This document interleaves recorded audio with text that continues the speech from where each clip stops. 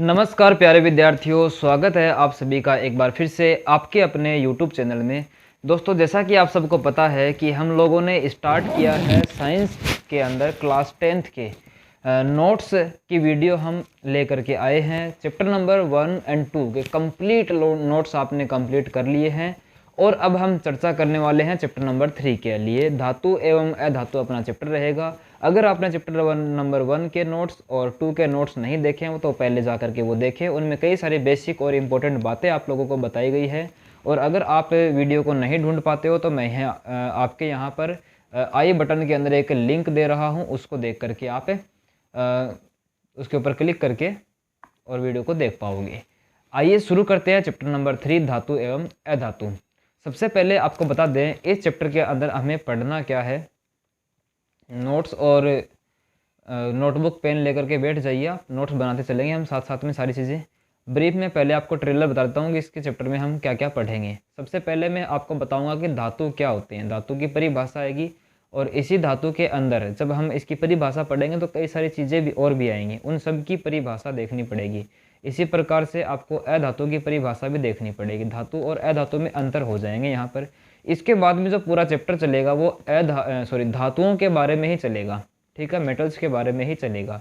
उसके बाद में हमें क्या करना पड़ेगा कि धातुओं की कुछ रासायनिक अभिक्रियाएं होती हैं या फिर बोल दो रासायनिक गुण होते हैं, उन रासायनिक गुणों के बारे में अपने को पढ़ना पड़ेगा। रासायनिक गुण, ठीक है, रासायनिक गुणों के बारे में अपने को पढ़ना पड़ेगा। यानी कि अभिक्रियाएं आएगी। सबसे पहले हम बात करेंगे ऑक्सीजन के साथ में अभिक्रिया, उसके बाद में बात करेंगे जल के साथ अभिक्रिया, उसके बाद में हम बात करेंगे अम्लों के साथ में अभिक्रिया, और उसके बाद में हम बात करेंगे 4th नंबर पर धातु लवणों के साथ अभिक्रिया। किसके साथ है?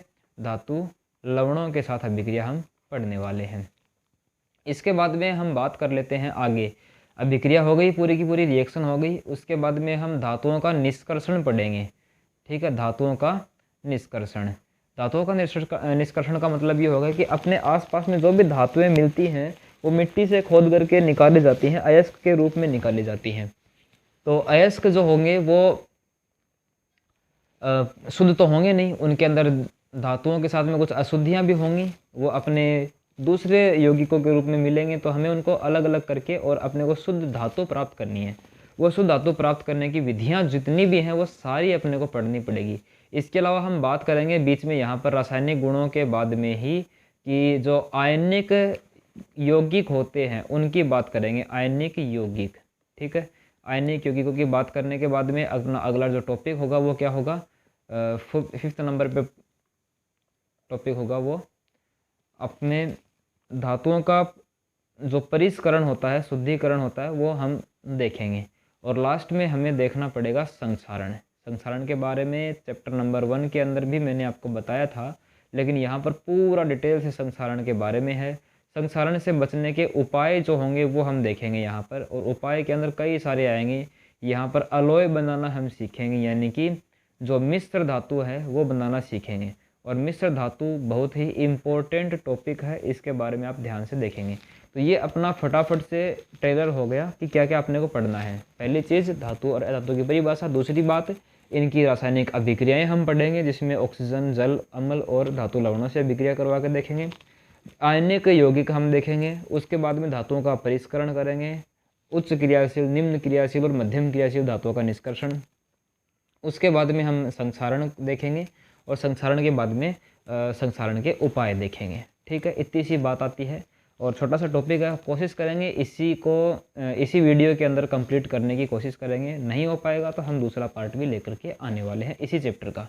चलिए आइए बिना किसी देरी के हम लोग शुरू कर लेते हैं। आपके टॉपिक याद होने चाहिए अंगुलियों के ऊपर, ठीक है ना, और कोई भी पूछे तो बता देना चाहिए आप लोगों को। अब बात कर लेते हैं फटाफट से चैप्टर के नोट्स कहाँ पर और कैसे मिलेंगे वो सारी बातें। देखो ये है आपके नोट्स।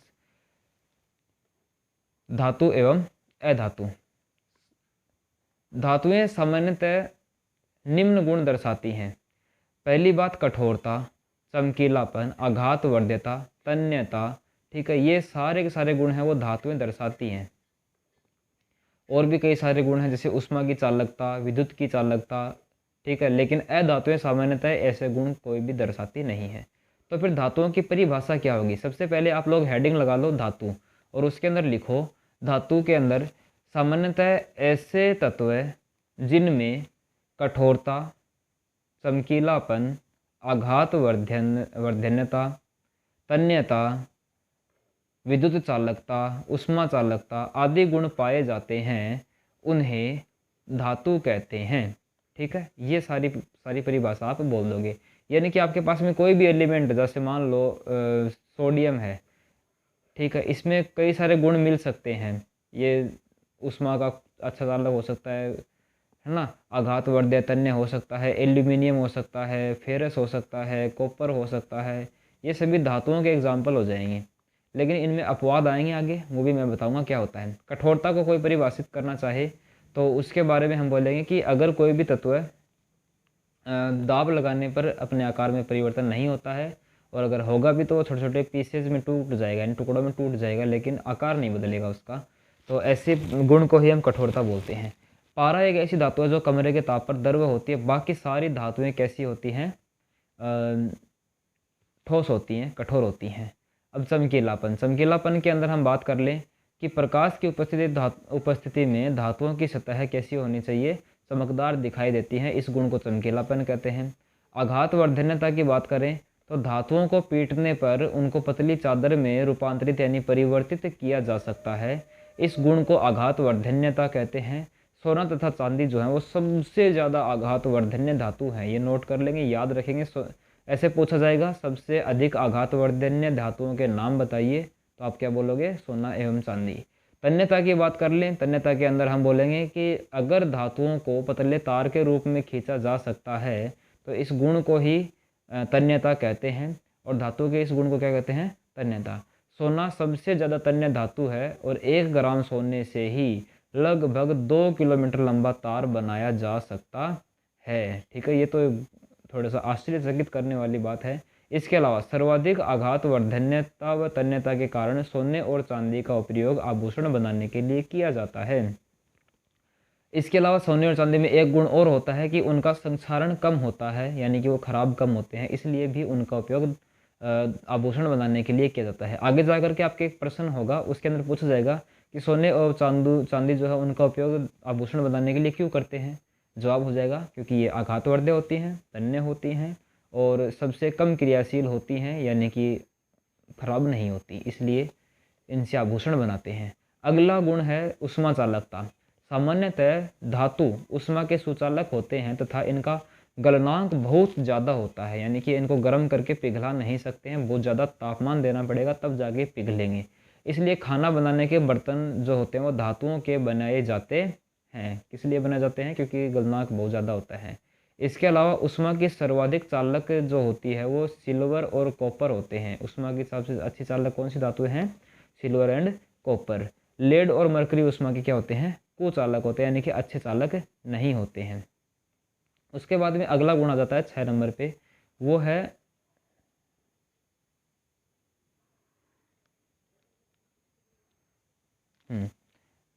तो ध्वनिकता, विद्युत चालकता, यानी धातुएं विद्युत की सुचालक होती हैं। ठीक है, अच्छी बात है।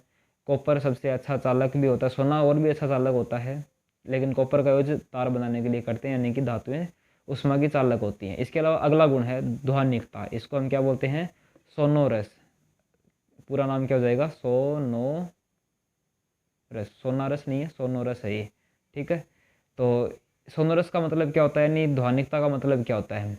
जो धातुएं कठोर सतह से टकराकर आवाज़ उत्पन्न करती हैं, उस गुण को ही हम ध्वनिकता कहते हैं। जैसे कि विद्यालय की आपकी घंटी जो होती है उसको किसी ठोस सतह से टकराएंगे तो वो आवाज़ उत्पन्न करेगी, इस गुण को ध्वनिकता कहते हैं।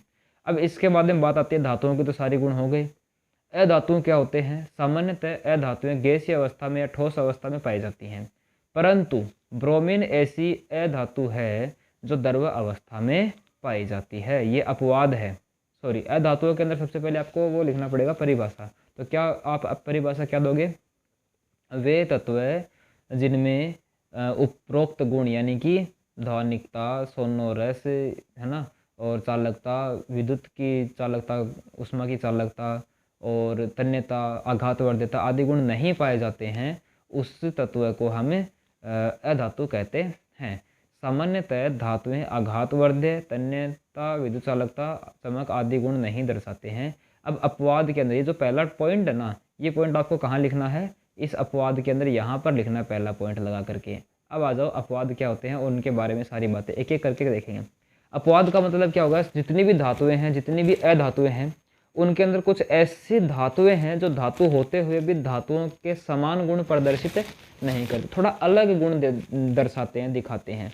तो ऐसी धातुओं को हम अपवाद बोल देते हैं। फिर सोडियम, पोटेशियम, लिथियम, ये तीनों ऐसी धातु हैं जो धातु होने के बावजूद भी कठोर नहीं होती। कैसी होती हैं, मुलायम होती हैं, न कि कठोर। अतः इन्हें चाकू से काटा जा सकता है। लेकिन पारा ऐसी धातु है जो द्रव अवस्था में होती है। सारी की सारी धातुएं कठोर होती हैं, लेकिन पारा क्या है, मरकरी एक ऐसा धातु है जो द्रव अवस्था में होती है, इसलिए पारा भी क्या हो जाएगा, अपवाद। सोडियम, पोटेशियम, लिथियम भी क्या हो जाएंगे, अपवाद, क्योंकि ये मुलायम है। ठीक है।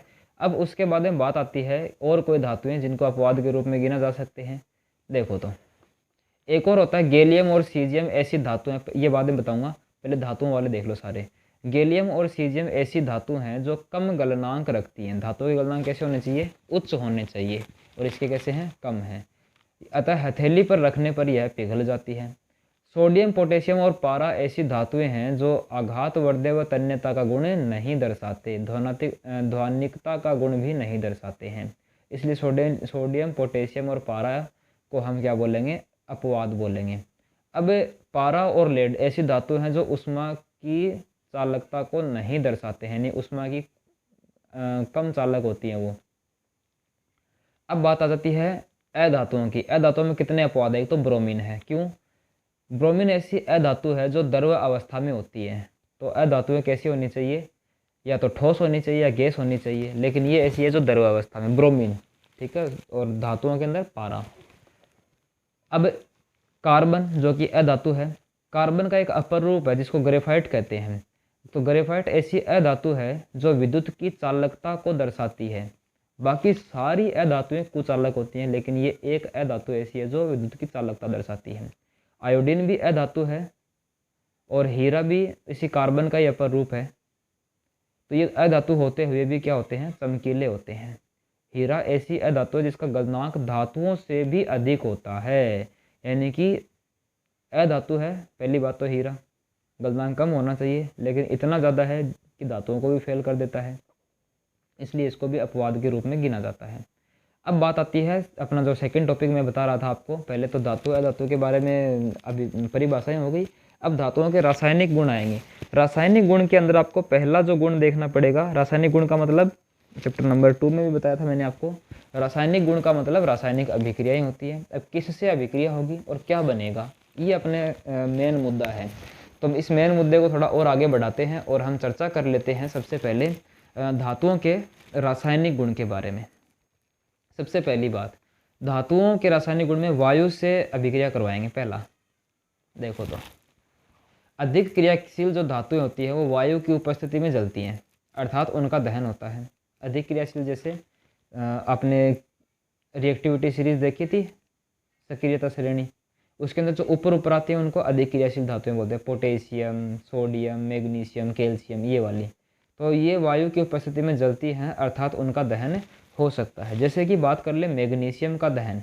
मैग्नीशियम को ऑक्सीजन की उपस्थिति में जब जलाते हैं तो अपने पास में क्या बनता है, मैग्नीशियम ऑक्साइड बनता है, जो कि श्वेत ज्वाला के साथ में जलेगा। अर्थात धातुएं ऑक्सीजन से अभिक्रिया करके धातु के ऑक्साइड बनाती हैं। ठीक है, ये लाइन इंपॉर्टेंट है, ये इंपॉर्टेंट लगा लेना, अंडरलाइन करके लिख लेना कि धातुएं ऑक्सीजन से अभिक्रिया करके क्या बनाती हैं, धातु ऑक्साइड बनाते हैं। और जिनकी प्रकृति कैसी होती है, जिनकी प्रकृति क्षारीय होती है। ये हम बात सेकंड चैप्टर में भी करके आए हैं, ज़्यादा इसको डिटेल से वहाँ पर पढ़ा था। तो अगर आपको और देखना है, चैप्टर नंबर 2 के अंदर डिटेल से बताया गया है, वहाँ देख लीजिए। अर्थात धातुएं ऑक्सीजन से अभिक्रिया करके क्या बनाती है, धातु ऑक्साइड बनाती हैं, जिनकी प्रकृति कैसी होती है, क्षारीय होती है। इसके बाद में बात आती है एल्यूमिनियम तथा जिंक।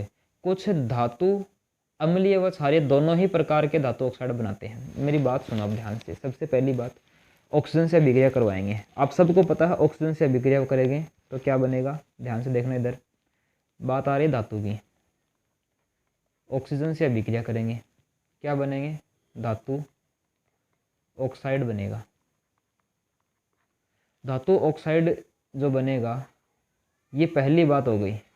इसके अंदर 3 बातें देखनी पड़ेगी अपने को। दूसरी बात ये कि धातु ऑक्साइड की प्रकृति कैसी होती है, क्षारीय होती है। लेकिन कुछ धातुओं के ऑक्साइड ऐसे होते हैं जो अम्लीय और क्षारीय दोनों ही प्रकृति प्रदर्शित करते हैं।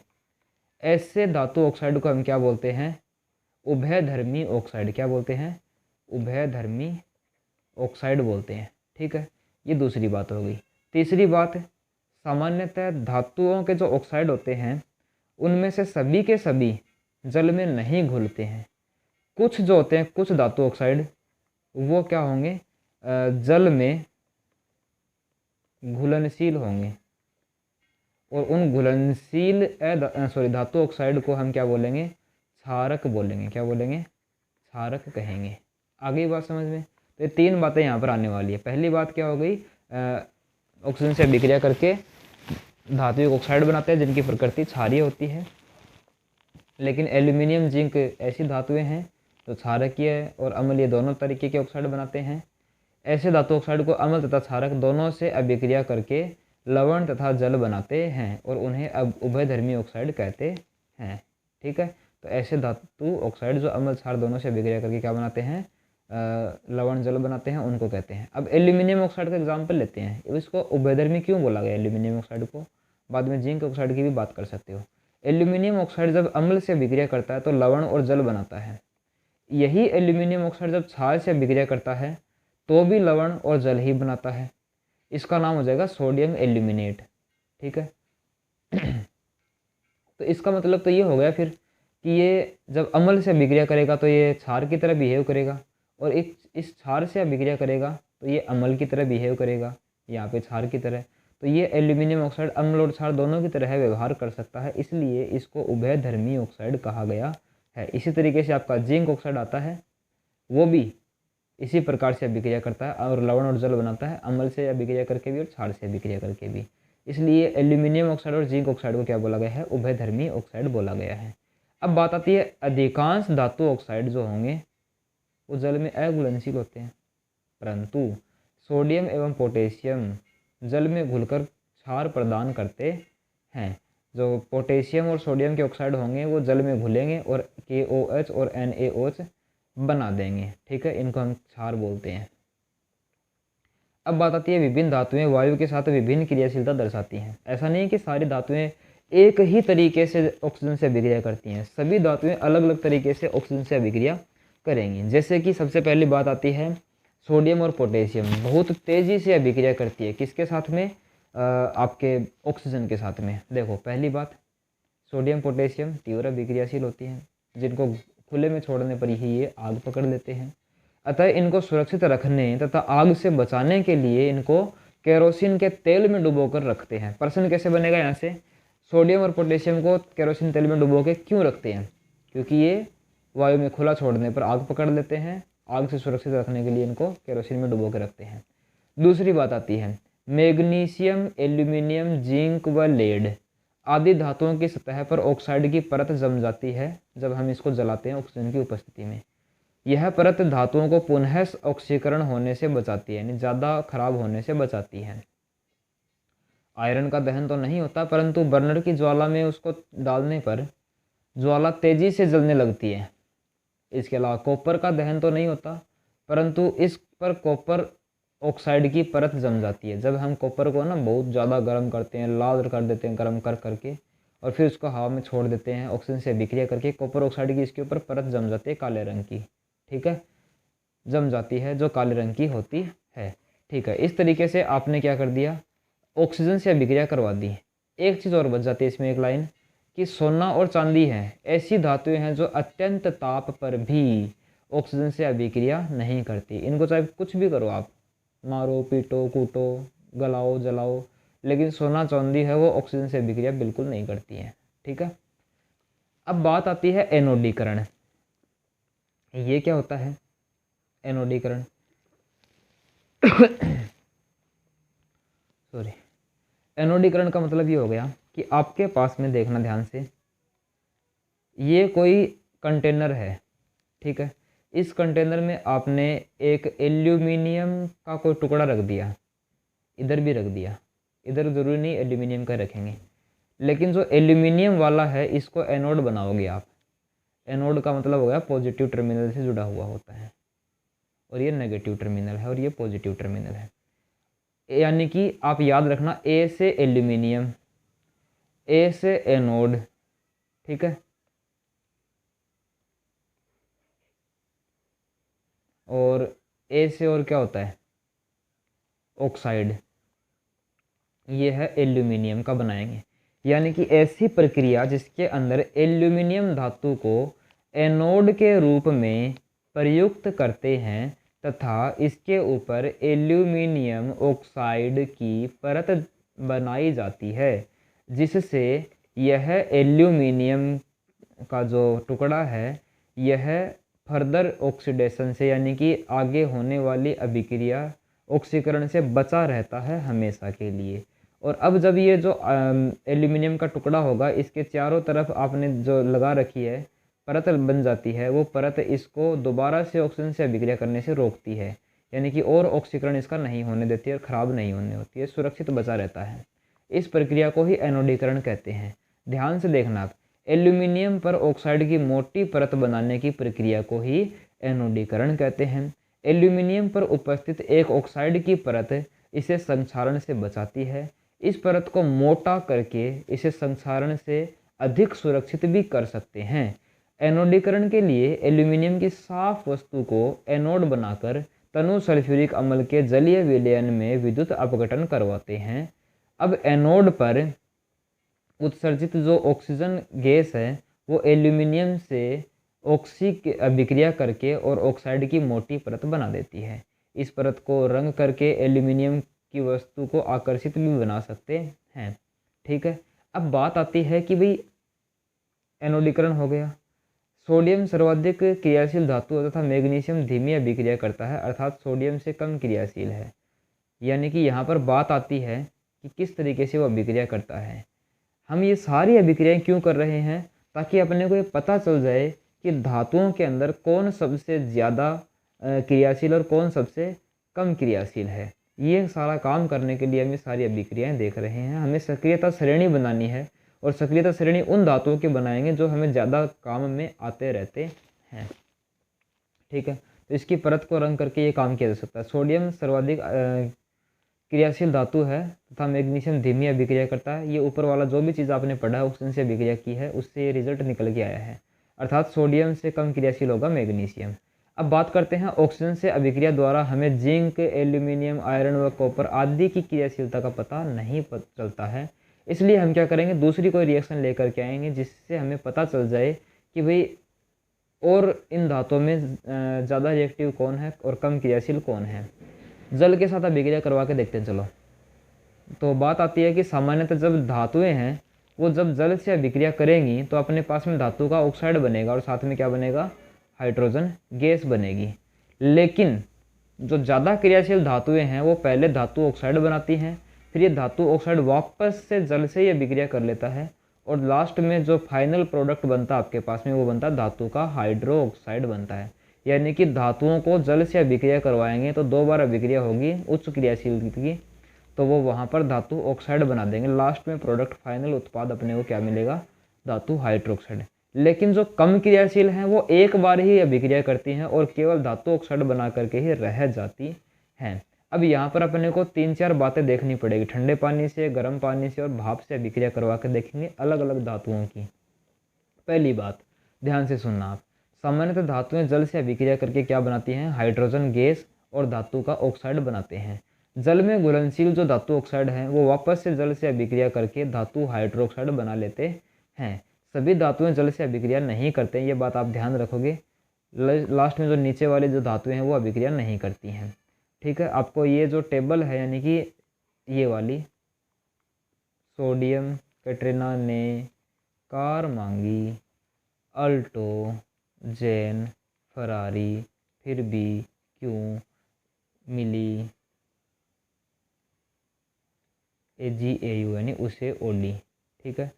ये जो टेबल मैंने बनाई थी आपके लिए, ये याद करते हुए, ध्यान में रखते हुए ये सारी अभिक्रियाएं देखेंगे। मैं ऊपर वाले धातु बोलता हूँ तो समझ लेना ये सोडियम, पोटेशियम, कैल्शियम की बात हो रही है।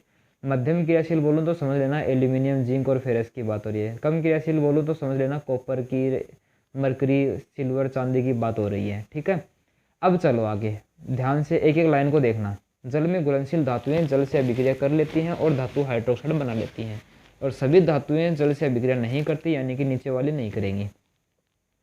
धातुएं जल से क्रिया करके धातु ऑक्साइड बनाएंगी, साथ में क्या बनेगी, हाइड्रोजन गैस। और धातु ऑक्साइड जल से अभिक्रिया करके धातु हाइड्रोक्साइड भी बनाती हैं। अब ध्यान देना, जब ये उच्च क्रियाशील धातुएं होती हैं, यानी कि सोडियम, पोटेशियम होती हैं, जब जल से अभिक्रिया करती है तो बहुत ज़्यादा मात्रा में ऊर्जा भी उत्पन्न करती है।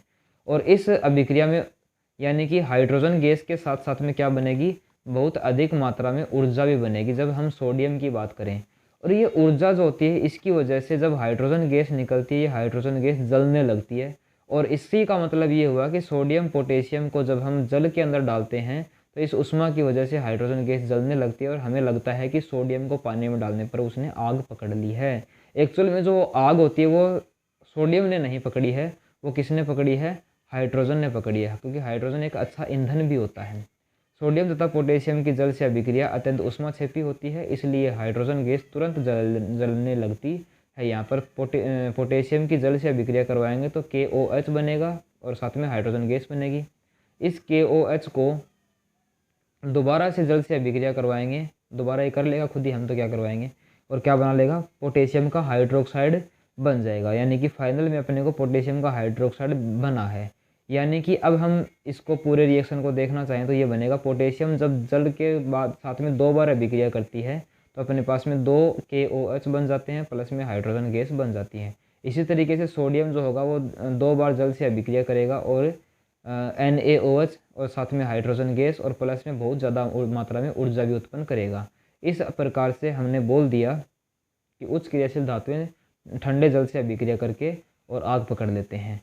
कैल्शियम भी ठंडे जल से अभिक्रिया करके हाइड्रोजन गैस मुक्त करता है, परंतु जो उत्सर्जित होने वाली ऊष्मा है वो इतनी ज़्यादा नहीं होती और वो हाइड्रोजन को जलाने हेतु पर्याप्त भी नहीं होती है। इसलिए कैल्शियम की जब अभिक्रिया करवाते हैं पानी से तो हाइड्रोजन गैस के बुलबुले हैं वो कैल्शियम धातु की सतह पर चिपक जाते हैं, और इसलिए कैल्शियम धातु पानी की सतह पर क्या करने लगेगी, उन बुलबुलों की वजह से तैरने लगेगी। ठीक है, पर तैरने लगेगी। यहाँ पर अभिक्रिया दे रखी है, आराम से आप देख सकते हो कि कैल्शियम जो है वो जब पानी से अभिक्रिया करता है तो कैल्शियम हाइड्रोक्साइड बनाएगा फाइनल प्रोडक्ट, साथ में हाइड्रोजन गैस भी बनेगी। यहाँ पर ऊष्मा कम बनेगी, इसलिए हाइड्रोजन गैस जलेगी नहीं, वो कहाँ पर जा करके चिपक जाएगी, कैल्शियम धातु के ऊपर चिपक जाएगी और कैल्शियम धातु तैरने लगेगा पानी की सतह पर। आगे बात समझ में यहाँ तक। अब बात आती है मैग्नीशियम। मैग्नीशियम जो वो ठंडे पानी से अभिक्रिया नहीं करता तो गर्म पानी से कर लेगा। मैग्नीशियम जब गर्म जल से अभिक्रिया करके करता है तो हाइड्रोजन गैस तथा मैग्नीशियम हाइड्रोक्साइड उत्पन्न करता है। अभिक्रिया में यहाँ पर भी उत्पन्न हाइड्रोजन गैस के बुलबुले मैग्नीशियम की सतह पर चिपक जाते हैं, अतः वह तैरना भी प्रारंभ कर देता है। कौन, मैग्नीशियम। दोनों में अंतर क्या है, दोनों में अंतर ये है कि ये ठंडे पानी से अभिक्रिया करता है और ये गर्म से करता है। समानता क्या है, ये भी सतह पर तैरने लगेगा और ये भी सतह पर तैरने लगेगा। ये भी हाइड्रोजन गैस और ये भी हाइड्रोजन गैस उत्सर्जित करेगा, ये भी हाइड्रोक्साइड बनाएगा, ये भी हाइड्रोक्साइड बनाएगा। ठीक है, अब चलो आगे की बातें कर लेते हैं। उच्च क्रियाशील धातुओं की बात हो गई जो ठंडे पानी से अभिक्रिया कर लेते हैं और ये गर्म पानी से अभिक्रिया कर लेता है। लेकिन एल्यूमिनियम, जिंक व फेरस न तो ठंडे पानी से और न ही गर्म पानी से अभिक्रिया करते हैं, परंतु भाप के साथ अभिक्रिया करके और धातु ऑक्साइड एवं हाइड्रोजन गैस मुक्त करते हैं।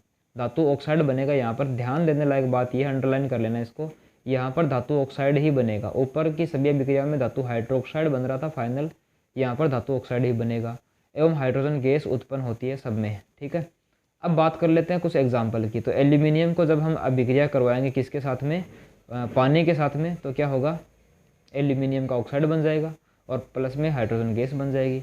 इसी तरीके से आयरन को पानी के साथ अभिक्रिया करवाएंगे, वो भी गैसीय रूप में, यानी पानी जो भाप के रूप में है, तो अपने पास Fe3O4 बन जाएगा, आयरन ऑक्साइड बन जाएगा। इसी तरीके से जिंक की जब पानी से करवाएंगे अभिक्रिया, वो भी गर्म के साथ में, भाप के साथ में, जिंक ऑक्साइड और हाइड्रोजन गैस अपने पास बन जाएगी। इस तरीके से कई सारी अभिक्रियाएं अपने पास में कंप्लीट हो चुकी हैं।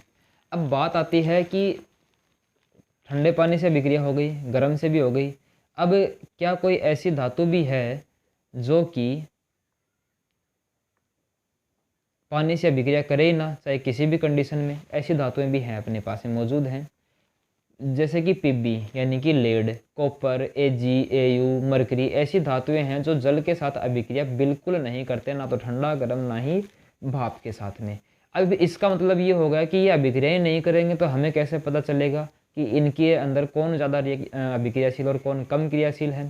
तो इसके लिए हम क्या करवाएंगे, इन सभी धातुओं की अब अम्लों से अभिक्रिया करवा के देखेंगे। आपने चैप्टर नंबर 2 के अंदर ये पढ़ा था कि जो धातुएं हैं यानी कि ये सारी की सारी, ये जब अम्लों से अभिक्रिया करती हैं तो लवण तथा हाइड्रोजन गैस उत्पन्न करती हैं।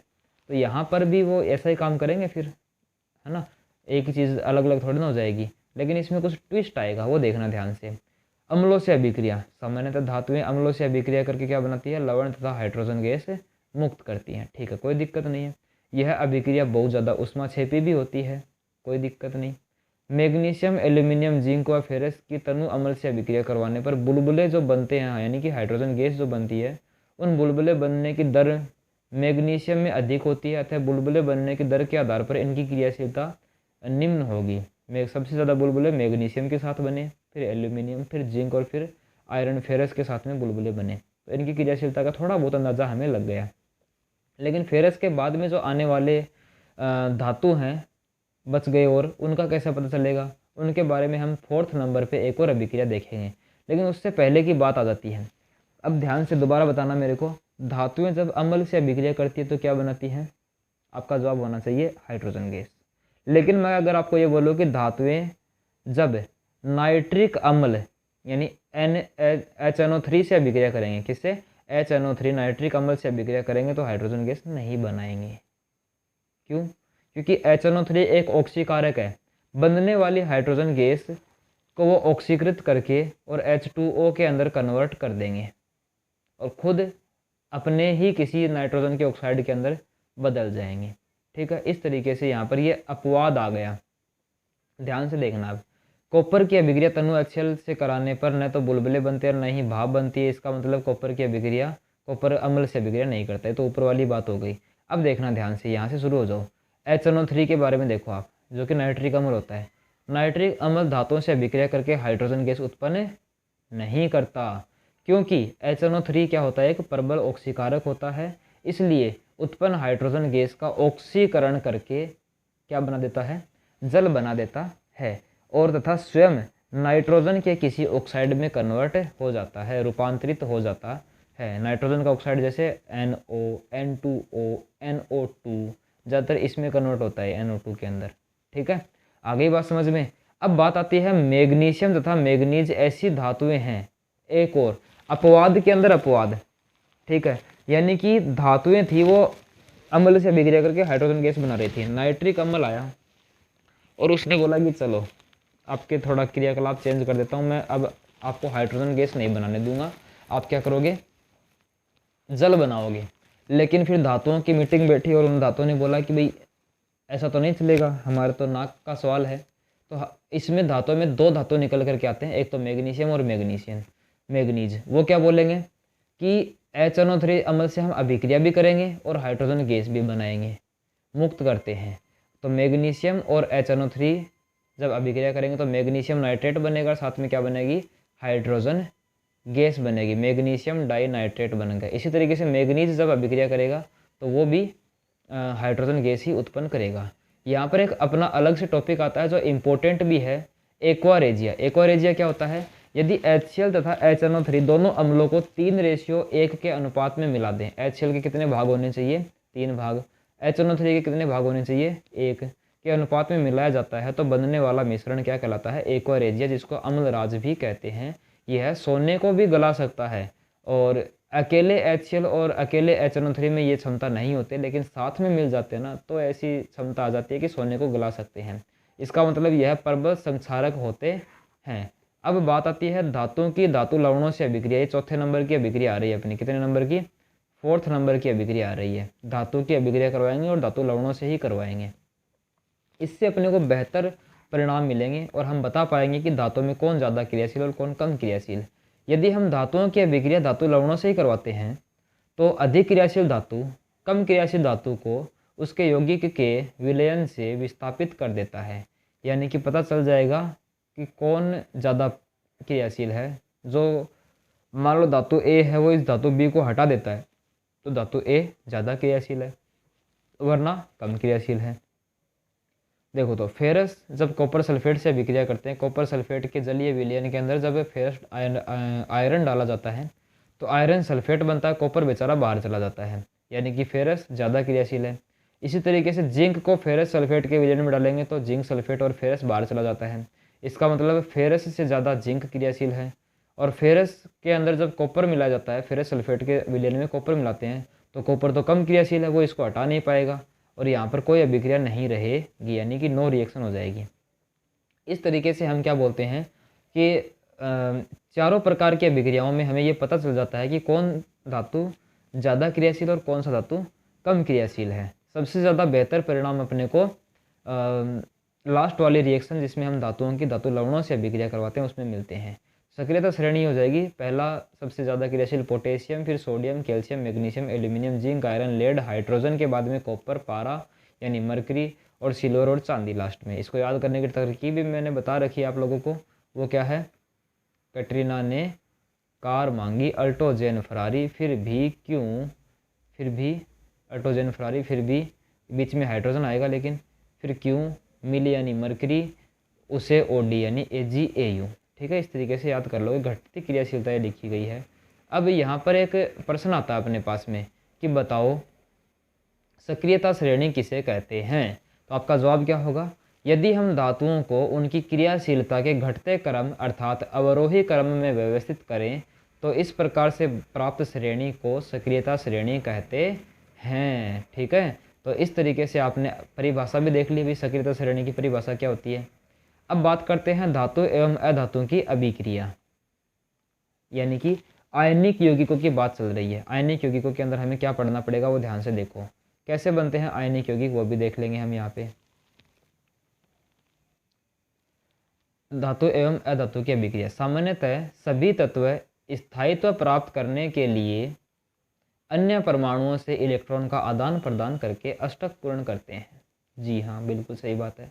तथा अष्टक उत्कृष्ट गैस विन्यास को प्राप्त कर लेते हैं। उत्कृष्ट गैस मतलब इसके सामने वाली जो उत्कृष्ट गैस है वो अक्रिय गैस। जैसे कि सोडियम का बायतम M कोष है, उससे एक इलेक्ट्रॉन त्याग कर स्थायी अष्टक विन्यास प्राप्त कर लेता है। आगे बताऊंगा इसके बारे में। इसमें 11 प्रोटॉन तथा केवल 10 इलेक्ट्रॉन होने के कारण इसमें धनावेश की मात्रा अधिक हो जाती है। प्रोटॉन के ऊपर धनावेश होता है, कितना प्रोटॉन ज़्यादा है, ये 10 है और ये 11 है, इसका मतलब एक ज़्यादा प्रोटॉन है और इसके ऊपर जो आवेश आएगा वो 1 प्लस का 1 आएगा, इसलिए सोडियम धनायन यानी Na+ प्राप्त होता है। बात आती है क्लोरीन परमाणु की। क्लोरीन परमाणु के बायतम कोष में 7 इलेक्ट्रॉन होते हैं। 1 इलेक्ट्रॉन पर प्राप्त करके स्थायी अष्टक विन्यास भी ये प्राप्त कर सकता है। इसमें 17 प्रोटॉन तथा 18 इलेक्ट्रॉन होते हैं पहले से, तो अगर हम 1 इलेक्ट्रॉन हो जाते हैं, अतः यह क्लोरीन ऋणायन के रूप में बनता है, यानी कि इलेक्ट्रॉन ज़्यादा है तो इसके ऊपर एक आ जाएगा माइनस आयन। सोडियम प्लस तथा Cl- परस्पर अभिक्रिया करते हैं तथा Na द्वारा त्यागा गया इलेक्ट्रॉन क्लोरीन परमाणु द्वारा ग्रहण कर लिया जाता है और इस तरीके से सोडियम क्लोराइड का निर्माण होता है। कैसे होता है ध्यान से देखेंगे। सोडियम जो होता है उसके पास में एक एक्स्ट्रा इलेक्ट्रॉन था, यानी आउटर मोस्ट एक्स्ट्रा तो क्या था, 11 इलेक्ट्रॉन थे, उसमें से एक त्याग दिए, सोडियम प्लस बन गया और क्लोरीन के ऊपर कैसा आ गया, माइनस आ गया। दोनों आपस में जुड़ेंगे तो Na+ और Cl- इस तरीके से एक जगह आ जाएंगे और ये NaCl का निर्माण हो जाएगा। लेकिन अपने को करना क्या है, इसके बारे में थोड़ा सा और डिटेल से बताना है। इलेक्ट्रॉनिक विन्यास बताऊंगा मैं आपको अब। देखो, विपरीत आवेश होने के कारण दोनों आयन परस्पर एक दूसरे को क्या कर लेते हैं, आकर्षित करते हैं। दोनों के मध्य प्रबल स्थिर विद्युत आकर्षण बल के कारण NaCl का निर्माण होता है। ये जो लाइन मैंने अभी अभी आपको बताई है वो सभी लाइन आपको लिखनी पड़ेंगी, यानी कि अब यहाँ से क्वेश्चन कैसे बनेगा इस टॉपिक से। क्वेश्चन ऐसे बनेगा कि बताइए या फिर समझाइए NaCl का निर्माण कैसे होता है, जो कि एक आयनिक यौगिक है। दूसरा क्वेश्चन, बताइए मैग्नीशियम क्लोराइड का निर्माण कैसे होता है, या फिर बताइए कैल्शियम क्लोराइड का निर्माण कैसे होता है। ये सारे के सारे क्वेश्चन आपको पूछे जाएंगे और इनका जवाब आपको देना पड़ेगा। ठीक है, अब कैसे जवाब देंगे ये सारी लाइनें आप याद रख लोगे। सोडियम क्लोराइड बनाना है तो सबसे पहले Na और फिर Cl, दोनों के बारे में एक एक करके बताना पड़ेगा। जैसे सोडियम के पास 11 इलेक्ट्रॉन होते हैं, एक इलेक्ट्रॉन त्याग करके उत्कृष्ट गैस विन्यास प्राप्त कर लेता है और इसके द्वारा त्यागा गया इलेक्ट्रॉन क्लोरीन के द्वारा ग्रहण कर लिया जाता है। क्लोरीन के पास में टोटल 17 इलेक्ट्रॉन होते हैं, एक और प्राप्त करके वो भी अष्टक पूर्ण कर लेता है। Na+ और Cl- के बीच में बहुत ज़्यादा आकर्षण बल होने के कारण ये एक दूसरे के साथ में आकर के और आयनिक यौगिक का निर्माण NaCl का निर्माण कर लेते हैं। अब बात आती है, जैसे कि यहाँ पर बात आ रही है, सोडियम 11 नंबर पे आता है। इसके पहले कोष में 2 इलेक्ट्रॉन, दूसरे में 8 और तीसरे में 1 इलेक्ट्रॉन होता है। तीसरे कोष में 1 ही है, इसलिए यहाँ से वो त्याग करके और अंदर वाले को पूरा पूरा भर के रख लेता है 2,8। ठीक है, तो सोडियम प्लस बन जाएगा और प्लस में 1 इलेक्ट्रॉन है वो बाहर निकल गया। अब बात आती है क्लोरीन की। क्लोरीन के पास में 17 इलेक्ट्रॉन है, वो एक और इलेक्ट्रॉन जोड़ लेगा अपने अंदर और टोटल मिलाकर के 18 इलेक्ट्रॉन हो जाएंगे इसके अंदर। ठीक है, और क्या बन जाएगा, क्लोरीन का ऋणायन बन जाएगा। यहाँ पर सोडियम का धनायन बन गया। अब जो यहाँ पर थोड़ी सी बातें हैं, दोनों के बीच में क्या लेन देन होता है वो समझाया गया है। आपको बनाना है सोडियम, इसके बाह्यतम कोष के इलेक्ट्रॉन आपको दर्शाने पड़ेंगे। 1 इलेक्ट्रॉन होता है बाह्यतम कोष में और इसके बाह्यतम कोष में कितने होते हैं, टोटल मिलाकर के 7 इलेक्ट्रॉन होते हैं। 1 2 ठीक है 3 4 5 6 और ये 7 इलेक्ट्रॉन। अब बच गए ये जगह पर अपने पास में क्या होगा, सोडियम द्वारा छोड़ा गया इलेक्ट्रॉन क्लोरीन के पास में आ जाता है और इस प्रकार से क्लोरीन के पास में टोटल 8 इलेक्ट्रॉन हो जाते हैं। सोडियम के पास में 1 इलेक्ट्रॉन वो जो गया है उसकी वजह से प्लस चार्ज आ जाता है और इसके पास आया है इसलिए इसके ऊपर माइनस चार्ज आ जाता है और बन जाता है NaCl कंप्लीट। मैग्नीशियम क्लोराइड का निर्माण करना समझाना पड़े तो कैसे करोगे, पहले थोड़ी सी बातें लिखोगे।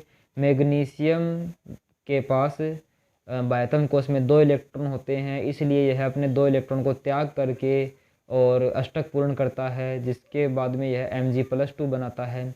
इसी प्रकार क्लोरीन जो परमाणु होता है उसके अंदर बाह्यतम कोष में 7 इलेक्ट्रॉन होते हैं और 1 इलेक्ट्रॉन ग्रहण करके, यानी 2 क्लोरीन 2 इलेक्ट्रॉन ग्रहण करेंगे, 7 इलेक्ट्रॉन ग्रहण करके और यह अपना अष्टक पूर्ण कर लेता है और क्लोरीन ऋणायन बना लेता है।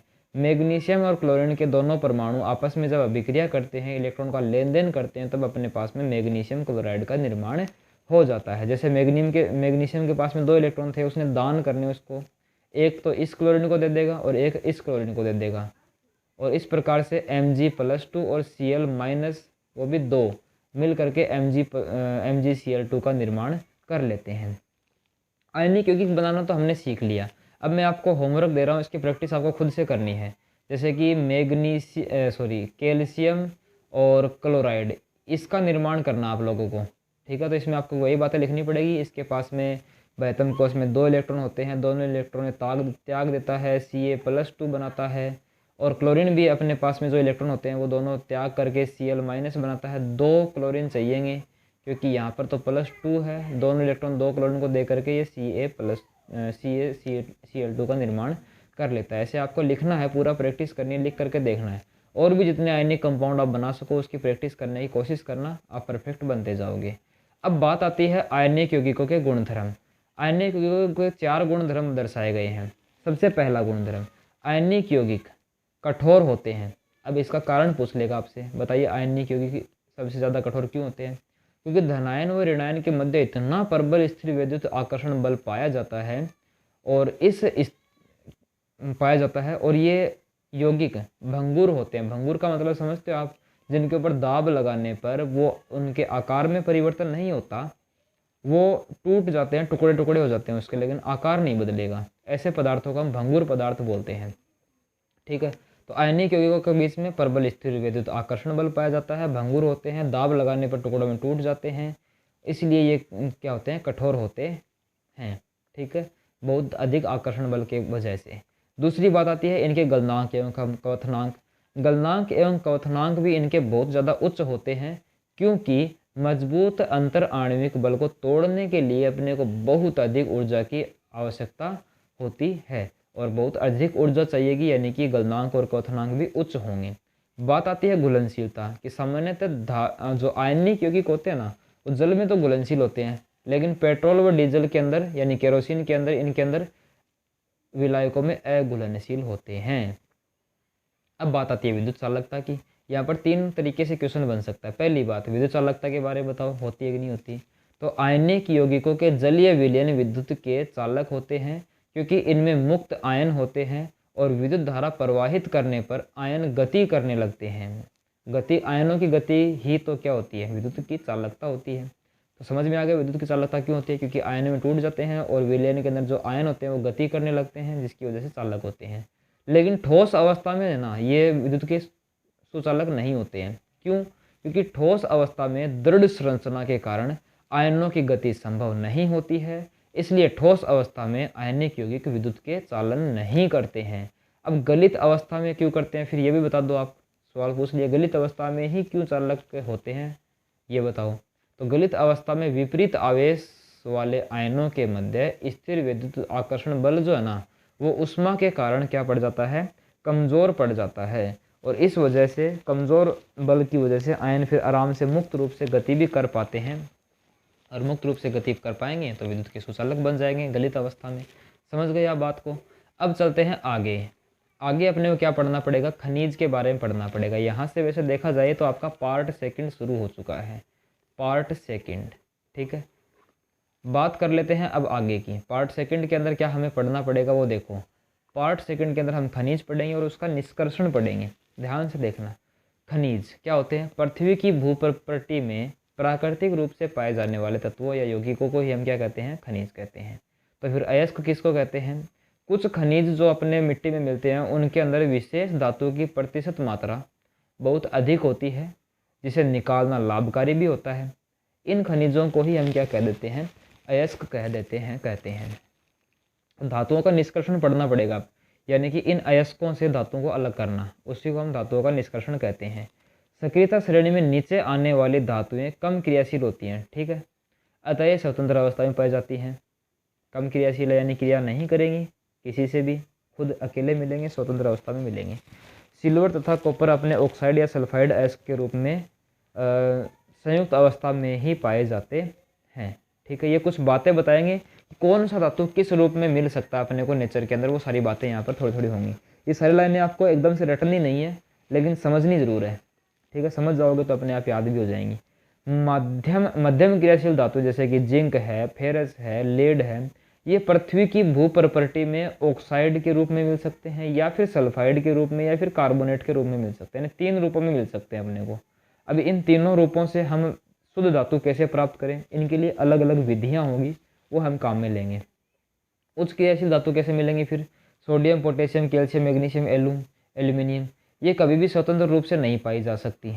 तो फिर ये हमेशा आयनिक यौगिकों का निर्माण करती है और आयनिक यौगिकों के रूप में पाई जाती हैं। सामान्यतः धातुएं ऑक्साइड के रूप में अयस्क अवस्था में पाई जाती हैं।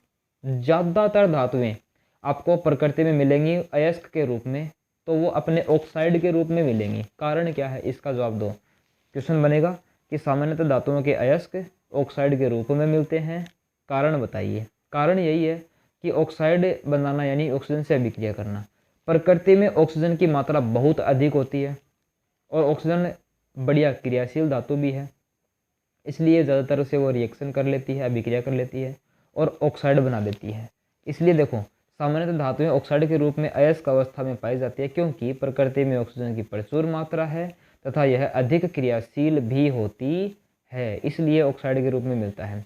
अब बात आती है अयस्कों का समृद्धिकरण। समृद्धिकरण का मतलब उसके अंदर से अशुद्धियों को हटाना, अशुद्धियों को हटाने की प्रक्रिया को ही समृद्धिकरण बोलते हैं। देखो, धातुओं के अयस्क में मिट्टी, रेत आदि अशुद्धियाँ होती हैं, जिन्हें हम क्या कहते हैं, गैंग। इसको अंडरलाइन कर लो, गैंग वाला पर्सन है वो बीच में से एक छोटा क्वेश्चन है, बढ़िया परिभाषा ही आ सकता है। इन अशुद्धियों को अयस्क से हटाना आवश्यक होता है।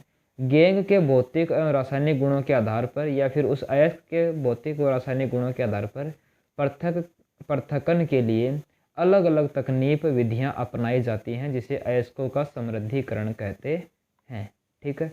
यानी कि गैंग को हटाने की जो प्रक्रिया है उसी को समृद्धिकरण कहते हैं, ठीक है। सबसे पहले हम समृद्धिकरण यानी निष्कर्षण करेंगे किसका, निम्न क्रियाशील धातुओं का। समृद्धिकरण और निष्कर्षण में अलग क्या है, मिट्टी जैसी चीज़ों को जो उसके साथ में बॉन्ड नहीं बनाए हुए, बंध नहीं बनाती हैं, उनको अलग करना समृद्धिकरण, और जो बंध बना चुके हैं जो धातुएं, उनको अलग करना वो निष्कर्षण है। अब सबसे पहले हम ऐसे लेकर के चलेंगे, निम्न क्रियाशील, मध्यम क्रियाशील और फिर सबसे अधिक क्रियाशील को निष्कर्षण करेंगे हम। सक्रियता श्रेणी में नीचे आने वाले धातुएं कम क्रियाशील होती हैं। इनके ऑक्साइड को केवल गर्म करने पर ये शुद्ध धातुओं में बदल जाती हैं, यानी कि शुद्ध धातुएं प्राप्त की जा सकती हैं, जैसे कि सिनाबार, HgS। सिनाबार क्या होता है? मरक्यूरी का सल्फाइड होता है, यानी कि ये इसका अयस्क है। कोई पूछे आपसे मरक्यूरी का अयस्क बताओ क्या होता है, तो आप बोलोगे सिनाबार। फॉर्मूला क्या होता है? HgS। पारे का एक अयस्क है, इसे गर्म करने पर यह मरक्यूरिक ऑक्साइड बनाता है। पहले क्या बनाएगा? मरक्यूरिक ऑक्साइड बनाता है, तथा और अधिक गर्म करने पर शुद्ध मरकरी में अपचयित हो जाता है। ठीक है, देखो तो मरकरी सल्फाइड है ये HgS। इसको ऑक्सीजन की उपस्थिति में क्या किया? गर्म किया, अपने पास HgO बना और सल्फर डाइऑक्साइड गैस बाहर निकल गई। अब ये ऑक्साइड जो बन गया है, इसको पहले हमने और गर्म कर दिया दूसरे स्टेप में, और गर्म करने पर मरकरी अलग हो गया, ऑक्सीजन अलग हो गया। इस तरीके से प्योर मरकरी अपने को मिल गया है। ठीक है, अब बात आती है एक अन्य अयस्क जिसका फॉर्मूला होता है Cu2S। तांबे का एक अयस्क है जिसको वायु की उपस्थिति में गर्म करने पर यह शुद्ध कॉपर प्राप्त होता है, लेकिन इसके अंदर जो दोनों अभिक्रियाएं होंगी वो थोड़ी सी अलग होंगी। वो कैसे? देखो, सबसे पहले कॉपर सल्फाइड को ऑक्सीजन की उपस्थिति में गर्म करेंगे, कॉपर ऑक्साइड बनेगा और SO2 गैस बाहर निकल जाएगी। लेकिन इस बार इस कॉपर ऑक्साइड को हम सीधा अकेला गर्म नहीं करेंगे। जो पहले ये कॉपर ऑक्साइड बना है, इसी के साथ में कॉपर सल्फाइड भी मिला करके और दोनों को गर्म करते हैं। ये दोनों को साथ में जब गर्म करते हैं तो सल्फर और ऑक्सीजन आपस में विक्रिया करके सल्फर डाइऑक्साइड बना लेंगे। बाकी कॉपर है वो अकेला बच जाएगा, यहाँ पे 6 तो कॉपर बच जाएंगे और SO2 गैस बाहर निकल जाएगी। यहाँ पर ऑक्सीजन 2 लेने के लिए मैंने यहाँ पर 2 लगाई गई है। ये बैलेंस करने के लिए किया गया सारा काम। तो निम्न क्रियाशील धातुओं का समृद्धीकरण हमने सीख लिया, यानी कि बस ऑक्सीजन के साथ में गर्म कर दो, वो ऑक्साइड में कन्वर्ट होंगे। ऑक्साइड बनने के बाद में और गर्म कर दो, मरकरी को तो अकेले ही गर्म करना है, कॉपर ऑक्साइड को उसके सल्फाइड के साथ गर्म कर दो, तो फिर अपने को प्योर कॉपर मिल जाएगा, उधर शुद्ध मरकरी मिल जाएगा। ठीक है, बात आती है मध्यम क्रियाशील धातुओं का निष्कर्षण कैसे करना है। थोड़ी बड़ी स्टेप है, इसको ध्यान से देखना आप लोग। मध्यम क्रियाशील धातुएं जैसे सामान्यतः फेरस, जिंक, लेड और कॉपर मध्यम क्रियाशील धातुओं की श्रेणी में आते हैं। ये धातुएं प्रकृति में किस रूप में मिलेंगी? अंडरलाइन कर लो, सल्फाइड के रूप में या फिर कार्बोनेट के रूप में मिलेंगी। अब कार्बोनेट व सल्फाइड की अपेक्षा, सल्फाइड अयस्क की अपेक्षा धातुओं को उसके ऑक्साइड से प्राप्त करना थोड़ा आसान होता है। एक और क्वेश्चन बन गया, आसान क्यों होता है? कार्बोनेट से और सल्फाइड से हम धातु बनाएं या फिर पहले उसको ऑक्साइड में कन्वर्ट करें फिर उससे धातु बनाएं, तो आसान कौन सा होगा? पहले ऑक्साइड बना करके और फिर आसान होगा। ठीक है, सीधा कार्बोनेट से धातु बनाएंगे थोड़ा मुश्किल होता है, इसलिए हम पहले उनको ऑक्साइड में कन्वर्ट करते हैं और फिर उससे शुद्ध धातु बनाते हैं। ऐसा क्यों करते हैं? कार्बोनेट अयस्क को, क्योंकि आसान होता है, ठीक है, आसान होता है इसलिए करते हैं। कार्बोनेट अयस्क को वायु की सीमित मात्रा में, ध्यान देना, 2 चीज़ें हैं यहाँ पर, ध्यान से देखना। पहले तो मैं बात कर रहा हूँ मध्यम क्रियाशील धातुओं की। इसके अंदर 2 तरीके से मिल सकते हैं, एक तो कार्बोनेट के रूप में और एक सल्फाइड के रूप में। कार्बोनेट अयस्क को हम ऑक्सीजन की अनुपस्थिति में गर्म करेंगे तो अपने पास में क्या बन जाएगा? धातु ऑक्साइड बन जाएगा। ठीक है, इस प्रक्रिया को क्या बोलते हैं पता आपको? क्या बोलते हैं? इसी तरीके से मैं सल्फाइड की बात कर रहा हूँ, थोड़ा सा ध्यान से देखना। कार्बोनेट वाले को क्या बोलेंगे हम? निस्तापन बोलेंगे। याद रखना ये बात, निस्तापन। और इसको भर्जन बोलेंगे।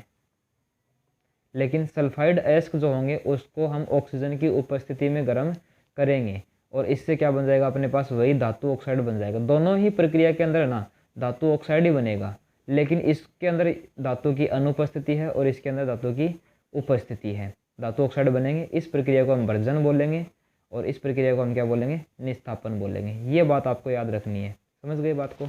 अब ये बातों को ध्यान से समझ लो, ध्यान से सुन लो। प्रकृति में सल्फाइड या कार्बोनेट के रूप में पाई जाती हैं। कार्बोनेट व सल्फाइड की अपेक्षा धातु को उसके ऑक्साइड से प्राप्त करना थोड़ा आसान होता है, इसलिए हम क्या करेंगे, कार्बोनेट अयस्क को वायु की सीमित मात्रा में, अभी वो आ रही है परिभाषा आ रही है, कार्बोनेट अयस्क को वायु की सीमित मात्रा में यानी अनुपस्थिति बोल दो, अनुपस्थिति में अधिक ताप पर गर्म करने से यह ऑक्साइड में परिवर्तित हो जाते हैं। इस प्रक्रिया को क्या कहते हैं, निस्तापन कहते हैं। जैसे कि यहाँ पर ये रहा, कार्बोनेट को बिना वायु के ही गर्म कर दिया तो क्या बन जाएगा, जिंक ऑक्साइड बन जाएगा। इस प्रक्रिया को हम क्या बोलेंगे, निस्तापन बोलेंगे। भर्जन की बात कर लेते हैं अब हमें। भर्जन के अंदर क्या होगा, ये रहा, सल्फाइड अयस्क को वायु की प्रचुर मात्रा में यानी अधिक ताप पर गर्म करने पर यह ऑक्साइड में बदल जाते हैं। इस प्रक्रम को हम भर्जन बोलते हैं, यानी कि इसमें वायु की प्रचुर मात्रा ली गई है, वायु की उपस्थिति ली गई है। जिंक सल्फाइड अयस्क को ऑक्सीजन की उपस्थिति में गर्म करेंगे और यह ऑक्साइड में बदल जाएगा। इस प्रक्रिया को हमने क्या बोल दिया, भर्जन। बिना ऑक्सीजन की उपस्थिति में गर्म किया तो निस्तापन हो जाएगा। ठीक है, तो इस प्रकार प्राप्त ऑक्साइड को कार्बन जैसे उचित अपचायक द्वारा अपचयित करके शुद्ध धातु भी प्राप्त कर सकते हैं। अब जो आपके पास में जो जिंक ऑक्साइड बना ना, इसको कार्बन के साथ में गर्म करो तो कार्बन और ऑक्सीजन साथ में चले जाएंगे, जिंक में से ऑक्सीजन निकल जाएगा, जिंक का क्या हो गया, जिंक ऑक्साइड का अपचयन हो गया। ठीक है, जिंक ऑक्साइड का अपचयन, जिंक शुद्ध रूप में मिल गया। अपचयन करवाने के अलावा हम क्या कर सकते हैं, धातुओं के ऑक्साइड से शुद्ध धातु विस्थापन अभिक्रिया द्वारा भी प्राप्त की जा सकती है। यानी कि अभी थोड़ी देर पहले अपने पास में आता जिंक ऑक्साइड, इसको कार्बन के अलावा जिंक से कोई और ज़्यादा क्रियाशील धातु बताओ मेरे को, जैसे कि एल्यूमिनियम है, इससे अभिक्रिया करवाएंगे तो भी एल्यूमिनियम इसकी जगह पे चला जाएगा और जिंक बेचारा अलग निकल जाएगा और जिंक धातु शुद्ध रूप में मिल जाएगा अपने को। वही तो काम करना है। तो इस प्रक्रिया से भी हम शुद्ध धातु प्राप्त कर सकते हैं। ठीक है, लेकिन इस प्रक्रिया में बहुत ज़्यादा मात्रा में ऊष्मा निकलती है। ध्यान से सुनना। अब अपचयन के अतिरिक्त धातुओं का जो ऑक्साइड होता है उससे शुद्ध धातु प्राप्त करने के लिए विस्थापन अभिक्रिया भी काम में ली जा सकती है। इसमें अधिक क्रियाशील धातु एल्यूमिनियम आदि, ये इनको अपचायक के रूप में प्रयोग करते हैं। जैसे कि मैग्नीज ऑक्साइड है, उसको एल्यूमिनियम चूर्ण के साथ हम गर्म करेंगे तो हमें शुद्ध मैग्नीशियम धातु प्राप्त हो जाएगी तथा ऊष्मा भी उत्सर्जित होगी। देखो ये कहाँ पर मिलेगी अपने को, ये रहा, मैग्नीज ऑक्साइड जो है उसको एल्यूमिनियम की उपस्थिति में गर्म करेंगे तो अपने को शुद्ध मैग्नीशियम मिलेगा। लेकिन इसके ब्रैकेट में आपको एक बात लिखनी पड़ेगी कि ये लिक्विड फॉर्म में होगा, यानी द्रवित अवस्था में होगा। ठीक है, शुद्ध मैग्नीज धातु मिल जाएगी तथा ऊष्मा भी उत्सर्जित हो जाएगी।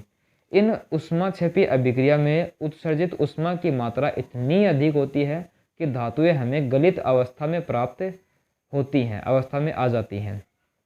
अब बात करें जब आयरन ऑक्साइड यानी Fe2O3 इसकी अभिक्रिया एल्यूमिनियम के साथ में करवाते हैं तो इस अभिक्रिया का उपयोग रेल की पटरियों एवं मशीन के पुर्जों की दरारें जोड़ने के लिए भी किया जा सकता है। और इन अभिक्रियाओं को, जिसके अंदर अपचयन भी होता है, साथ में अधिक मात्रा में ऊष्मा भी उत्सर्जित होती है और धातु अपने को लिक्विड में भी मिलता है, ऐसी अभिक्रियाओं को ही हम क्या बोल देते हैं, थर्मिट अभिक्रिया बोल देते हैं। ठीक है, आगे बात समझ में। थर्मिट अभिक्रिया अंडरलाइन कर लो, इंपॉर्टेंट लगा लो। थर्मिट अभिक्रिया की परिभाषा। थर्मिट अभिक्रिया किसे कहते हैं, ऐसी अभिक्रिया जिसमें धातु ऑक्साइड का किसी उच्च क्रियाशील धातु के साथ में अपचयन करवाने पर अधिक मात्रा में ऊष्मा निकलती है तथा एक धातु शुद्ध रूप में और द्रवित अवस्था में मिलता है। इस अभिक्रिया को थर्मिट अभिक्रिया कहते हैं। तो इस प्रकार से हमने निम्न क्रियाशील धातुओं की और मध्यम क्रियाशील धातुओं को हमने शुद्ध करके देख लिया। अब हमें क्या करना है, सबसे उच्च क्रियाशील धातुएं जो है ना, उनको भी शुद्ध करके देखना है कि कैसे हम उनको शुद्ध कर पाते हैं। कैसे हम शुद्ध कर पाएंगे, सामान्यतः उच्च क्रियाशील धातुएं किस रूप में मिलेंगी अपने को, वो मिलेंगे अपने को आयनिक रूप में। और आयनिक रूप में मिलेंगे तो हम उसको कैसे शुद्ध करेंगे, ध्यान से देखो। उच्च क्रियाशील धातुओं का निष्कर्षण, उच्च क्रियाशील धातुओं के ऑक्साइड का अपचयन अन्य धातुएं या कार्बन द्वारा नहीं किया जा सकता, क्योंकि ऑक्सीजन से बंधुता कार्बन से ज़्यादा होती है, ऑक्सीजन की बंधुता कार्बन से ज़्यादा होती है। तो क्या करेंगे फिर, देखो, इन धातुओं को अपघटनी अपचयन द्वारा प्राप्त करते हैं। ठीक है, नहीं समझे आप, देखो NaCl है, इसमें अगर हम कार्बन मिलाएंगे तो कार्बन बेचारा कम क्रियाशील है, तो इस सोडियम को कैसे हटाएगा, नहीं हटा सकता। तो ये अपचयन वाली अभिक्रिया काम में नहीं ले सकते हम। तो फिर क्या करेंगे, NaCl को पानी में घोलेंगे, पानी में घोल करके उसमें 2 इलेक्ट्रोड लगा देंगे, और जो अपोजिट आयन होते हैं यानी विपरीत आयन होते हैं वो अपने विपरीत इलेक्ट्रोड की तरफ गति करेंगे, वहाँ जा करके जमा हो जाएंगे, और इस तरीके से धातु अलग हो जाएगी, क्लोरीन अलग हो जाएगी, इस तरीके से होगा। तो इन धातुओं को अपघटनीय अपचयन द्वारा प्राप्त करते हैं। अपघटनीय अपचयन, विद्युत अपघटनीय अपचयन, देखो यहाँ पर क्या हो जाएगा, विद्युत अपघटनीय अपचयन द्वारा प्राप्त करते हैं। इस विधि में क्या करते हैं हम, धातुओं जैसे सोडियम, कैल्शियम, मैग्नीशियम के गलित क्लोराइड के जलीय विलयन में विद्युत धारा प्रवाहित करते हैं। इससे कैथोड पर शुद्ध धातु अपने को प्राप्त हो जाती है, तथा एनोड पर जो कि पॉजिटिव होता है उस पर क्लोरीन गैस मुक्त हो जाती है। जैसे कैथोड पर अभिक्रिया हम पढ़ें तो सोडियम के अंदर एक इलेक्ट्रॉन मिल गया, कैथोड पर क्या होते हैं, माइनस वाला इलेक्ट्रोड होता है जिसपे कई सारे इलेक्ट्रॉन होते हैं। तो सोडियम एक इलेक्ट्रॉन लेकर के सोडियम के अंदर कन्वर्ट हो गया, क्लोरीन माइनस अपने एक इलेक्ट्रॉन त्याग करके Cl2 गैस बना लेता है। तो इस तरीके से यह कंप्लीट अभिक्रिया हो जाती है। देखो यहाँ पे आप लोग इसको समझ सकते हो कि उच्च क्रियाशील धातुओं के अंदर हमें विद्युत अपघटनी ही काम में लेनी पड़ेगी और कोई इलाज नहीं है। अब धातुओं का परिष्करण ये क्यों करते हैं भाई, ये परिष्करण क्या होता है? परिष्करण का मतलब जो धातुएं अभी अभी हमने प्राप्त की हैं वो पूरी तरीके से शुद्ध नहीं होती हैं, इसलिए हम उनमें से जो बची हुई अशुद्धियाँ हैं उनको अलग करते हैं। इसी को हम विद्युत धातुओं का परिष्करण कहते हैं। तो धातुओं के निष्कर्षण से प्राप्त धातुएं पूर्ण रूप से शुद्ध नहीं होती है, अतः अपद्रव्य को हटाकर शुद्ध धातु प्राप्त करते हैं। इस प्रक्रिया को विद्युत धातुओं का परिष्करण कहते हैं। करेंगे कैसे?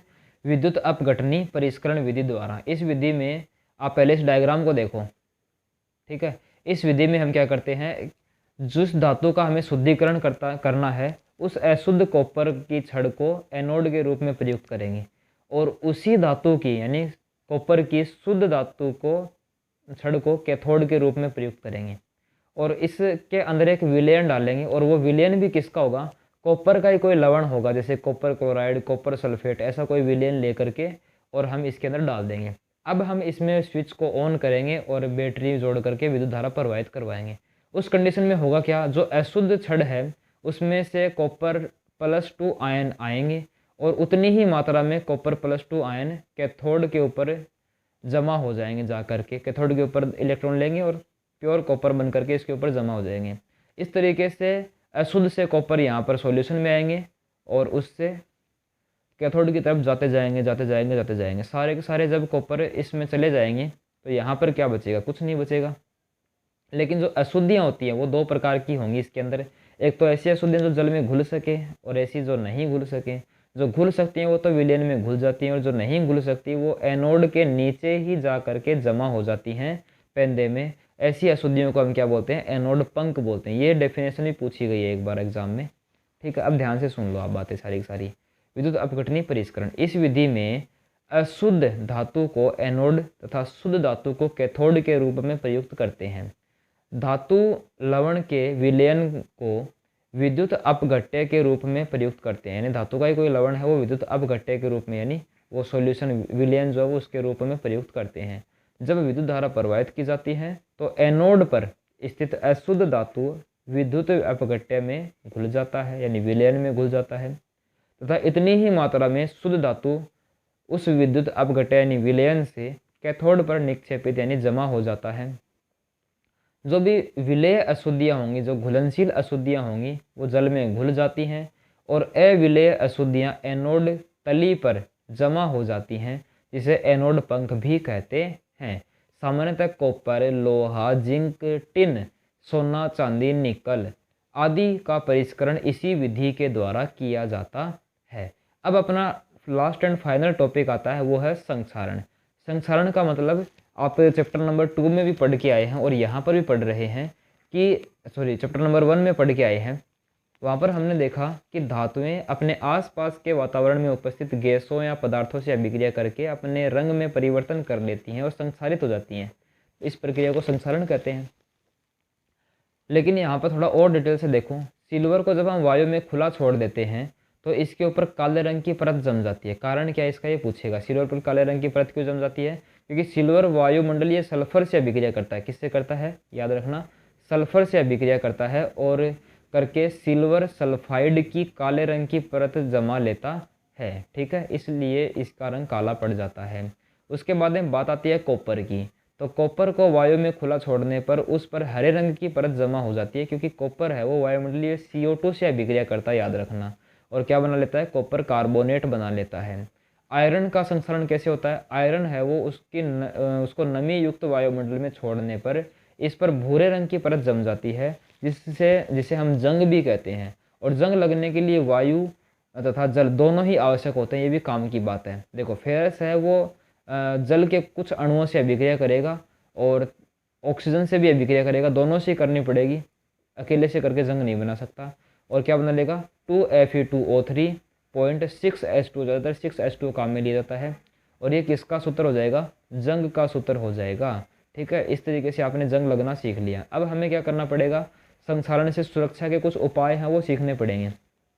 संक्षारण से सुरक्षा के लिए निम्न उपाय किए जा सकते हैं, जैसे कि हम पेंट लगा सकते हैं, ग्रीज लगा सकते हैं, यशद लेपन कर सकते हैं, क्रोमियम का लेपन कर सकते हैं, एनोडीकरण कर सकते हैं और मिश्र धातु बना सकते हैं। ये सारे आपको एक बार तो लिखने हैं। अब समझना है, पेंट करना समझते हो सभी। ग्रीज लगा कर, यानी कि जो ग्रीस होता है वो उसके ऊपर लगा देंगे, चिकना पदार्थ होता है जिससे कि उसका संक्षारण नहीं होगा। यशद लेपन का क्या मतलब है? यशद लेपन का मतलब ये हुआ कि मान लो धातु है आपका, लोहा है, लोहे के ऊपर आपने जिंक की परत चढ़ा दी। किसकी? जिंक की परत चढ़ा दी, जस्ते की परत चढ़ा दी। तो इस प्रक्रिया को हम क्या बोल देते हैं, यशद लेपन बोलते हैं। क्रोमियम लेपन का मतलब क्या, मान लो आपके ऊपर पास में लोहा है, लोहे के ऊपर किसकी परत चढ़ा दी, क्रोमियम की परत चढ़ा दी, तो इसको क्रोमियम लेपन बोल देंगे। ठीक है, इस तरीके से। अब आगे बात आती है एनोडीकरण। एनोडीकरण थोड़ी देर पहले हम पढ़ के आए हैं कि एल्यूमिनियम की धातुओं के ऊपर और एल्यूमिनियम ऑक्साइड की परत जमा देते हैं, जिससे से कि उसका संक्षारण नहीं होता। इस प्रक्रिया को एनोडीकरण कहते हैं। मिश्र धातु बना करके भी हम उनको बचा सकते हैं। मिश्र धातु क्या होती है, मिश्र धातु बनाते कैसे हैं, मिश्र धातुओं के 4-5 एग्जाम्पल भी मैं आपको बताऊंगा। सबसे पहले पेंट और ग्रीस ज़्यादा इंपॉर्टेंट नहीं है। यशद लेपन क्या होता है, इसकी परिभाषा पूछी जा सकती है। क्या होता है, लोहे तथा इस्पात को जंग से सुरक्षा के लिए इन पर जस्ते की परत चढ़ाई जाती है। इस प्रक्रिया को यशद लेपन कहते हैं। जस्ते की परत यदि नष्ट हो भी जाए ना, उसके बाद भी लोहे पर जंग नहीं लगता है, क्योंकि फिर वो लोहा है वो जंग लगने की जो कैपेसिटी है ना वो खो ही देता है एकदम से। मिश्र धातु या मिश्रात्वन क्या होता है, धातुओं के गुणों को और अधिक बेहतर बनाने के लिए उसमें अन्य तत्वों को मिलाया जाता है। इस प्रक्रिया को मिश्रात्वन कहते हैं, यानी मिश्र धातु बनाना कहते हैं। अब जैसे लोह, इसके एग्जाम्पल आ रहे हैं। पहला एग्जाम्पल देख लो, पहला मिश्र धातु क्या है वो देख लो, लोहा। लोहा जो होता है वो शुद्ध अवस्था में नरम या लचीला होता है। यदि इसमें थोड़ी मात्रा में कार्बन मिला दी जाए, यानी लगभग 0.05% कार्बन मिला दिया जाए, तो यह कठोर तथा प्रबल हो जाता है। और इस प्रकार से जो बना पदार्थ है वो एक मिश्र धातु ही बोला जाएगा। स्टेनलेस स्टील भी एक मिश्र धातु ही है। कैसे बनता है, लोहा, निकल और क्रोमियम तीनों को मिला करके यह मिश्र धातु बनाई जाती है, जिसमें जंग नहीं लगता है और यह कठोर और प्रबल भी होती है। इस प्रकार लोहे तथा अन्य धातुओं को मिश्रात्वन करके इच्छित गुणों वाली मिश्र धातु प्राप्त की जा सकती है। ठीक है, लोहे में भी और अन्य धातुओं को भी अलग अलग गुण अपनी मर्जी से हम दे सकते हैं। इसके अलावा मिश्र धातु बनाने के लिए हमें करना क्या होगा, उसकी प्रक्रिया पूछ सकता है। तो मिश्र धातु बनाने के लिए सबसे पहले जो अपना मूल धातु है, मुख्य धातु है, उसको गलित अवस्था में पिघला करके लाएंगे। इसके बाद में दूसरे तत्वों को निश्चित अनुपात में मिलाते हैं और बाद में इसे कमरे। इसके अलावा कुछ अन्य मिश्र धातुएं भी हैं अपने पास में, जैसे कि अम्लगम। देखो सबसे पहला यहाँ पर देख लो आप, 22 कैरेट सोना, जिसके अंदर 22 भाग तो शुद्ध सोना होगा और 2 भाग क्या होगा, चांदी होगा। टोटल अगर यदि हम 24 कैरेट सोना लेते हैं, वो लचीला होता है और उसके हम अच्छे से गहने बना नहीं सकते। इसलिए हमें क्या करना पड़ेगा, 22 भाग तो क्या लेना पड़ेगा, थोड़ा सोना, बाकी 2 भाग चांदी, तांबा, कॉपर कुछ भी ले सकते हो। कांसा, कांसा का क्या हो जाता है, मिश्र धातु। 2 धातुओं से मिलकर के बना होता है, एक तो कॉपर और दूसरा टीन, जिसको Sn बोलते हैं। कांसा में S आता है इसलिए हम Sn बोल देते हैं। पित्तल भी 2 धातुओं से मिलकर के बना होता है, एक तो कॉपर और एक जिंक। ठीक है, इस तरीके से एक और मिश्र धातु है जिसका नाम है अम्लगम, अम्लगम, मैं पूरा है इसमें। यदि हम कोई भी मिश्र धातु देखें और उस मिश्र धातु के अंदर एक धातु यदि पारा है तो इस मिश्र धातु को ही हम अम्लगम बोल देते हैं। शुद्ध धातुओं की अपेक्षा जो मिश्र धातु होते हैं ना, उनकी विद्युत चालकता कम होती है। ये आपने महसूस किया होगा या फिर आपको ये याद रखना ही है बात को, ठीक है। अब बात आती है कि एक और बता देता हूँ अम्लगम के बाद में, पहले ये देख लो। सोल्डर, सोल्डर भी एक मिश्र धातु है जो कि टिन और लेड इन दोनों का मिश्रण होता है, एसएन और पीबी का मिश्रण होता है। इसका गलनांक बहुत कम होता है, इसलिए इसका प्रयोग होता है वो विद्युत तारों को वेल्डिंग करने के लिए किया जाता है, विद्युत तारों को जोड़ने के लिए किया जाता है, ठीक है। अब बात आती है लोहा स्तंभ, इसके बारे में भी लास्ट में चैप्टर में दिया गया है, वो सीख लो आप। भारत में जो लोहा कर्मी है उन्होंने दिल्ली में लगभग 1600 साल पहले लोहा स्तंभ बनाया था।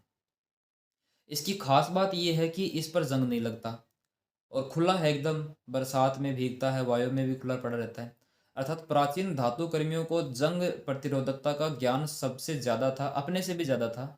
इसकी लंबाई जो है वो 8 मीटर की है तथा इसका भार जो है वो 6 टन बताया जाता है, यानी कि 6000 किलो बताया जाता है, ठीक है। तो इस तरीके से आपने लोह स्तंभ के बारे में 2-3 बातें वो जानकारी प्राप्त की, आपने मिश्र धातु बनाना सीखा, आपने संक्षारण से बचाव के उपाय देखे, आपने संक्षारण क्या होता है उसके बारे में देखा, आपने धातुओं का निष्कर्षण करने की विधियां देखा, आपने धातुओं की क्रियाशीलता देखी, क्रियाशीलता श्रेणी देखी, खनिज और अयस्क क्या होते हैं वो देखे, आयनिक यौगिक बनाने वो सीखे, आयनिक यौगिकों के क्या गुण होते हैं वो सीखे, धातुओं की अभिक्रियाएं ऑक्सीजन से, जल से, अम्ल से और धातुओं के लवणों से सीखी, धातु और अधातुओं की परिभाषा और उसके जो गुण होते हैं उनके बारे में सीखा।